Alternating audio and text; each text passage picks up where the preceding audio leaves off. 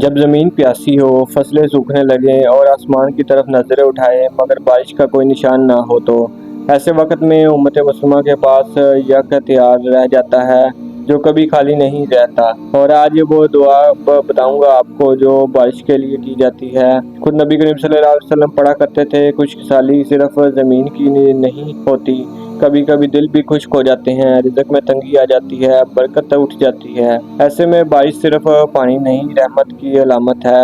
قرآن مجید میں اللہ تعالیٰ فرماتے ہیں، اور ہم نے آسمان سے بارش یعنی ببرکت پانی اتارا، پھر اس سے باغات اور فصل کا اناج اگایا۔ سورۃ الکہف آیت نمبر 9۔ بارش اللہ تعالیٰ کی رحمت کا براہ راست مظہر ہے، اور یہی وجہ ہے کہ نبی کریم صلی اللہ علیہ وسلم اس کے لیے خاص دعائیں سکھائی۔ جب بارش شروع ہوتی ہے تو نبی کریم صلی اللہ علیہ وسلم یہ دعا پڑھا کرتے تھے۔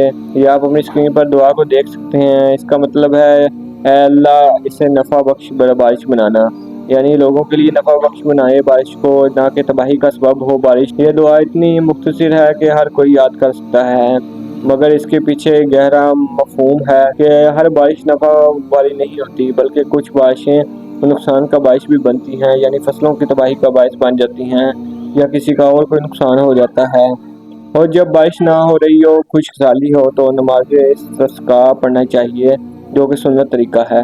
صحابہ کرام رضی اللہ تعالیٰ عنہ نبی کریم صلی اللہ علیہ وسلم کے ساتھ خصوصی نماز پڑھتے، ہاتھ اٹھا کر دعا کرتے۔ ایک موقع پر ایک صحابی نے خطبے کے دوران کھڑے ہو کر عرض کیا کہ مال بازاری ہو رہی ہے، بارش کی دعا کریں۔ نبی کریم صلی اللہ علیہ وسلم نے ہاتھ اٹھایا اور تاریخ کی گواہ ہے، بارش برسنا شروع ہو گئی۔ استغفار کا بارش سے گہرا تعلق ہے۔ سورۃ نوح میں اللہ تعالیٰ فرماتے ہیں کہ جو استغفار کرتا ہے اللہ آسمان سے موسلا دھار بارش برساتا ہے، یعنی جب زمین پیاسی ہو تو صرف آسمان کی طرف نہیں، اپنے گناہوں کی طرف بھی دیکھنا چاہیے اور توبہ کے دروازہ کھٹکھٹانا چاہیے۔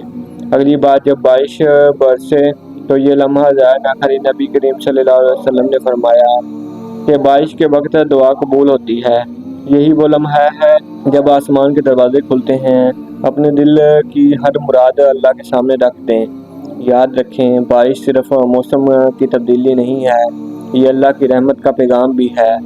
جب بھی بادل چھائیں، دل میں خوف اور امید دونوں رکھیں، خوف عذاب کا اور امید رحمت، یعنی اللہ کی جو رحمت ہے وہ خوف میں بھی باری آ جاتی ہے۔ اگر یہ دعا، یہ باتیں دل کو لگی ہوں تو لائک کریں ویڈیو کو اور اپنے پیاروں کے ساتھ بھی شیئر کریں، شاید کسی کی زمین یا کسی کا دل آج ہی سراب ہو جائے۔